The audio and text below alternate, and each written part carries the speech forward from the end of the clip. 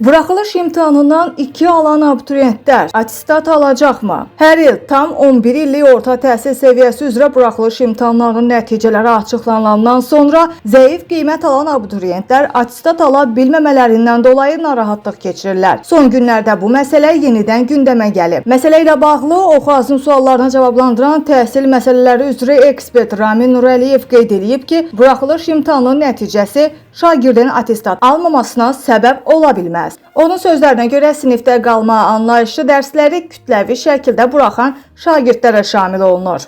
Ekspert bildirir ki, qiymətə görə attestatdan məhrum etmə deyə bir anlayış yoxdur. Abituriyent buraxılış imtahanında 2 qiyməti alarsa, onun attestat qiyməti 10 və 11-ci siniflərin illik göstəricisi əsasında hesablanaraq yazılır. Şagirdin qiymətləri 2 olsa belə, ona yenə də attestat verilir, lakin attestatda qiymət yerinə 2 alması qeyd olunur. Heç bir məktəb rəhbərliyi bir fəndən illik ortalaması 2 olan şagirdi attestatdan məhrum eləyə bilməz. Buna görə də bəzi məktəb rəhbərliyinin valideynləri təşvişə salması əsassızdır. Bu kimi hallar ilə qarşılaşan valideynlər mütləq məktəbə qədər və ümumi təhsil üzrə Dövlət Agentliyinə və yaxud da Elm və Təhsil Nazirliyinə müraciət eləməlidirlər deyə ekspert açıqlamasında bildirib.